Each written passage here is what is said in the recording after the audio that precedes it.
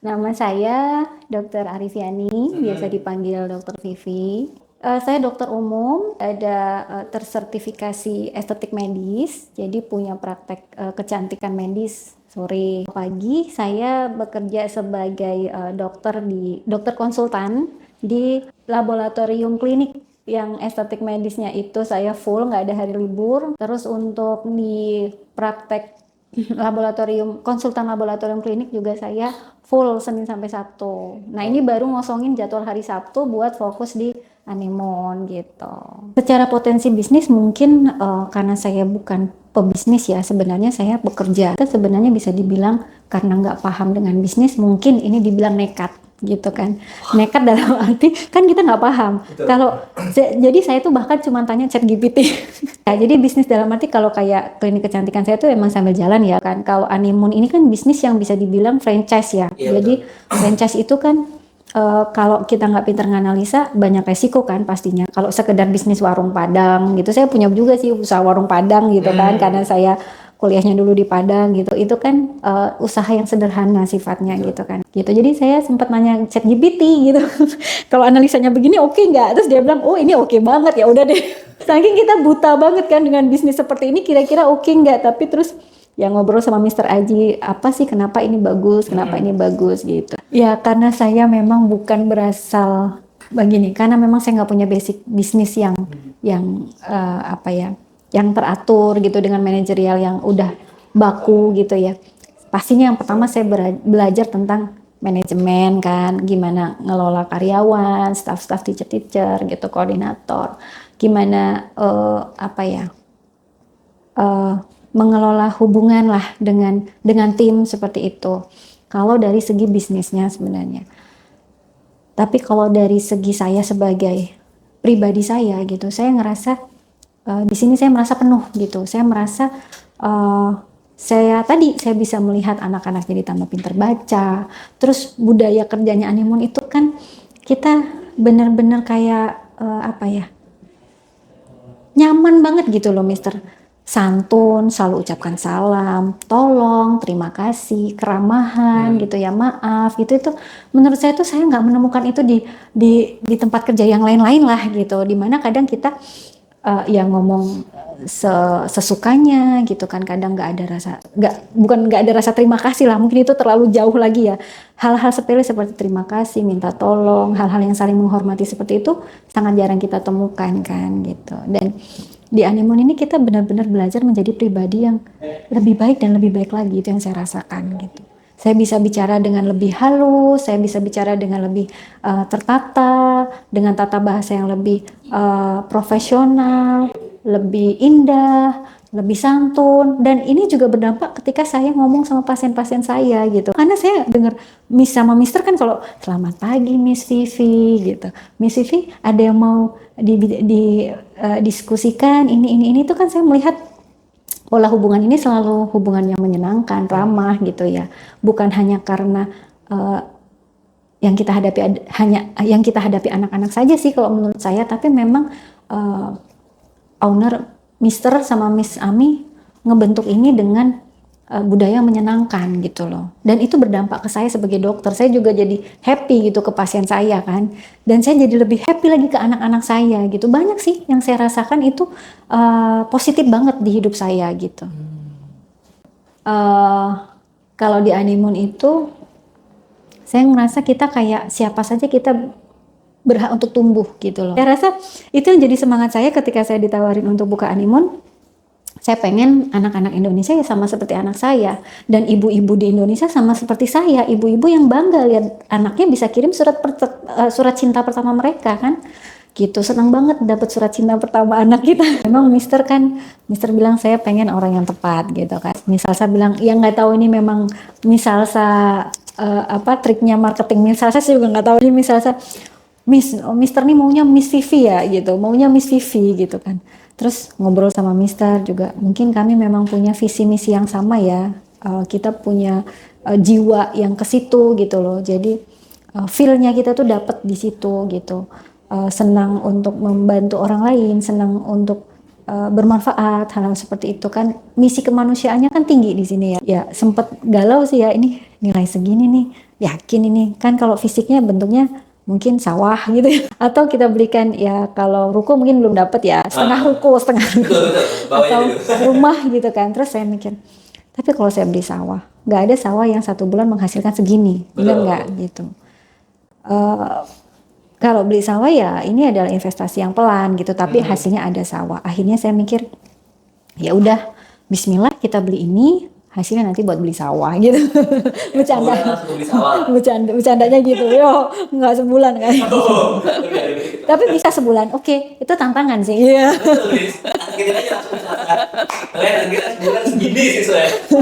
Ya kan, iya makanya itu. Jadi memang ya tadi itu. Jadi saya buat analisa, terus saya tanya aja sama ChatGPT. Ini kan, ini kalau misal nih, saya punya keuangan nih segini nih gitu. Terus kondisinya kayak gini nih, segini nih gitu. Apakah investasi ini cukup baik gitu kan, cukup oke gitu. Dan dia jawab gitu kan. Terus dia analisa, kamu harus pastikan bahwa 1 ini begini, itu 2 ini begini gitu kan. Jadi misalnya dari cash flow yang aman, yang sehat, kemudian apakah dia bisa autopilot gitu kan. Jadi cash flow sehat, autopilot, kemudian sudah berapa lama ada gitu, itu saya tulis semua kan. Jadi sedetil-detilnya prompt itu saya buat di ChatGPT dan dia jawab. Dan dari situ saya langsung udah nggak mikir panjang lagi ya. Kita udah Bismillah, udah istiqoroh kan. Terus ya Allah, kalau memang ini baik untuk kami gitu kan, mendekatkan kami ke dalam keberkahan yang lebih banyak gitu kan, bermanfaat buat kami, mudahkan jalannya gitu. Tapi kalau memang enggak, ya udah jauhkan gitu kan. Nah ternyata memang tanda-tanda itu muncul gitu kan. Allah mudahkan gitu. Sampai pas kemarin mau kesini, ini macet di Ketapang gitu kan. Kita mau gimana kesananya gitu. Ada kapal tenggelam lah apa segala macam gitu kan. Tiba-tiba naik Bahari Express aja langsung Denpasar gitu kan. Ini kan berarti kemudahan gitu kan. Tiba-tiba teman bilang, kan ada Dok, Bahari Express Dok, itu kapalnya langsung dari Banyuwangi, Pantai Bum Banyuwangi langsung nyampe ke Denpasar gitu. Saya cek lagi loh, Denpasarnya kok merapatnya pelabuhannya itu ternyata Denpasar Selatan gitu. Deket banget kan sama anemone Indonesia. Wah ini berarti udah tanda-tandanya Allah memang buat jalannya itu ke situ mudah gitu. Gitu. Jadi kita emang Bismillah. Terus nanya ChatGPT juga kok jawabannya oke. Saya tuh ChatGPT-nya saya sampai buat ini loh, apa namanya yang VIP, apa yang berbayar itu, gitu, yang pro gitu. Beneran, saya bikin pro gitu. Karena apa? Karena sekarang gini, Mister, kita nanya manusia, kadang manusia itu pakai perasaan, pakai baper. Analisanya dia kadang-kadang sesuai perasaan dia gitu. Entah dia suka sama kita entah enggak, entah dia iri sama kita entah enggak, entah dia beneran dukung sama kita entah enggak. Kalau ChatGPT kan dia rasional, diambil data dia olah gitu kan. Makanya tapi cuma sebulan aja sih Mister. Kayaknya besok nggak dibikin berbayar lagi. Cukup. Katanya banyak loh sekarang yang gratisan loh. Dan lebih bagus-bagus. Belum dicobain yang anak-anak muda nih masih oke buat mempelajari. Genteng alhamdulillah OTW 54. Wah itu banyak sih. Lumayan ya gitu. Jadi kemarin itu kita stuck di 30-an terus. 40 turun lagi 30 gitu kan. Saya sampai aduh gimana ya, kenapa gitu. Ternyata memang ada manajemen yang salah dari yang sebelumnya kan. Terus ya tadi saya minta tolong Miss Salsa, langsung naiknya itu ya gitu hampir 25 mungkin murid baru dalam 2 bulan gitu kan gitu. 2 bulan itu? Wih gokil sih. Oke lah, jadi langsung sekarang 54. Jadi target saya itu dari awal memang kalau bisa di atas 50 gitu kan. Ternyata 38 gitu kan. Nah ya itu diolah Miss Salsa dalam 2 bulan langsung di 54.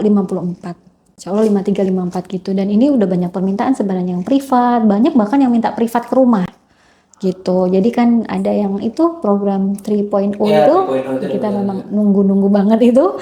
Karena kayaknya kalau di Banyuwangi khususnya Genteng tuh sebenarnya lebih keren lagi sih. Lebih banyak orang tua yang antusias untuk anak-anak itu bisa les privat ke rumah gitu. Mereka termasuk yang concernnya ke pendidikan itu sangat antusias banget. Dibanding Banyuwangi? Kayaknya lebih Genteng sebenarnya.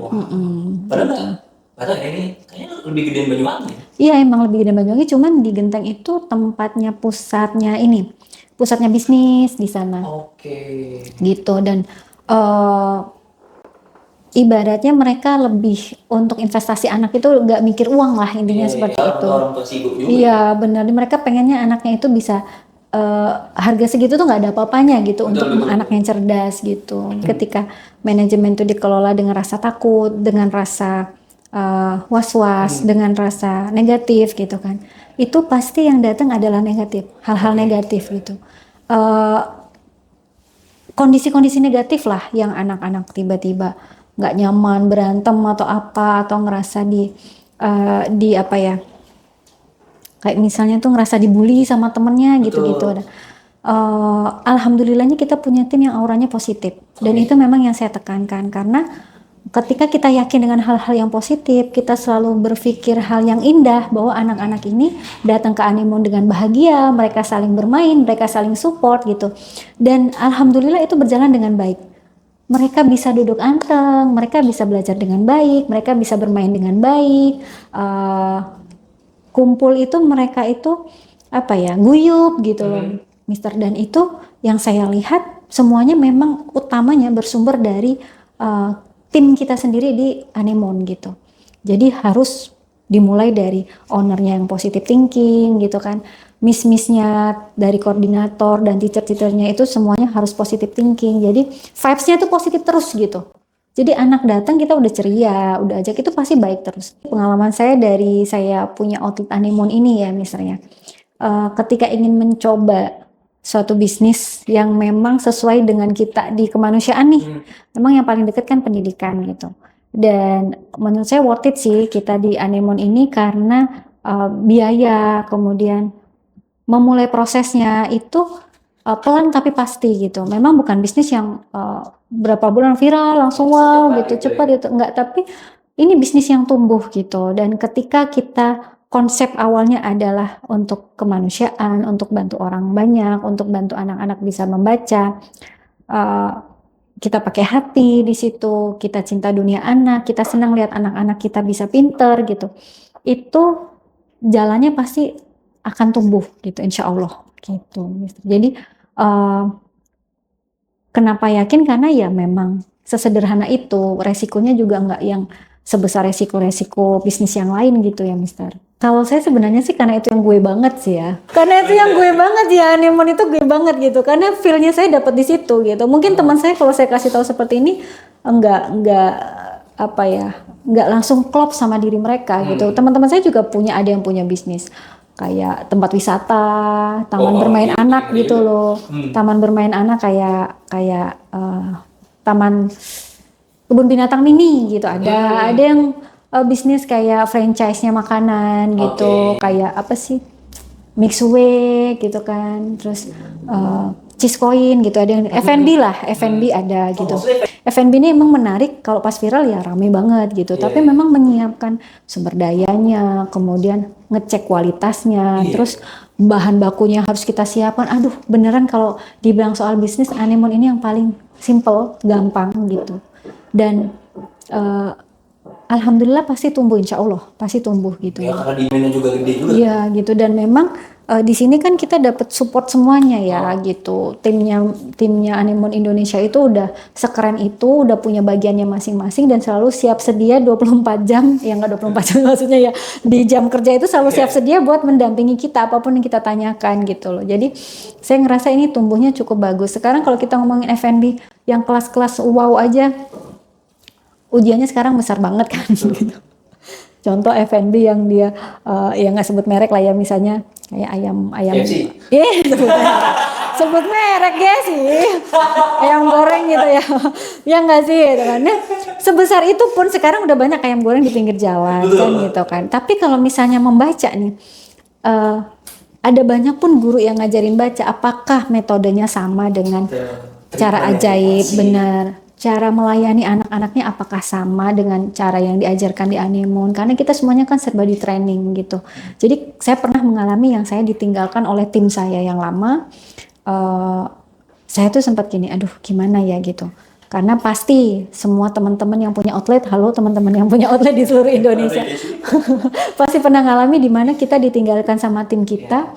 Dan mereka kadang mau bikin yang saingannya kita gitu. Jadi ngajarin juga les di rumah gitu. Terus saya ngerasa yakin karena apa? Karena kita punya tim baru yang juga di training gitu. Jadi tim kita bukanlah tim yang karbitan, bukan. Sekalipun mereka masih muda-muda, tapi mereka di training dengan sedemikian rupa sehingga mereka siap untuk memberikan hal yang sama yang sesuai standar anemone Indonesia. Yang kualitasnya itu pasti bukan mendekat lagi, harus serupa sesuai standar sama dengan anemone Indonesia. Jadi saya sangat optimis bahwa sekalipun tim yang lama misalnya membuat saingan atau apa gitu kan, bekas-bekasnya teacher kita membuat yang sama untuk menyaingi kita atau apapun itu, tapi tim yang baru yang kita punya ini sudah siap untuk menggantikan mereka, tapi dengan layanan yang lebih bagus, dengan standar yang lebih oke, karena mereka di training gitu loh. Jadi bisnis franchise anemone sih menurut saya bagus, resikonya nggak besar. Kalau kita bicara harga mungkin cukup lumayan, tapi worth it lah dengan yang bisa kita dapatkan gitu. Dia pelan tapi pasti gitu kan, tumbuhnya juga signifikan gitu, dan yang lebih oke lagi karena sifatnya banyak pahalanya lah di situ, berkah gitu ngajarin anak bisa baca gitu. Kalau ayah bunda, kalau pengen anaknya bisa pinter baca tapi tanpa terpaksa belajar membaca, mereka bisa belajar membaca dengan cara yang menyenangkan dan bisa cepat memahami apa yang mereka baca. Oke banget buat investasi leher ke atas buat anak kita supaya menjadi generasi yang cemerlang dan anak yang lebih hebat ke depannya. Bisa banget dibawa ke Anemone Banyuwangi dan juga Anemone Genteng, alamatnya ada di sini ya. Terus nanti di sana bisa coba gratis dan kita bisa lihat gimana anak kita merasa menyenangkan belajar di Anemone. Ditunggu ya.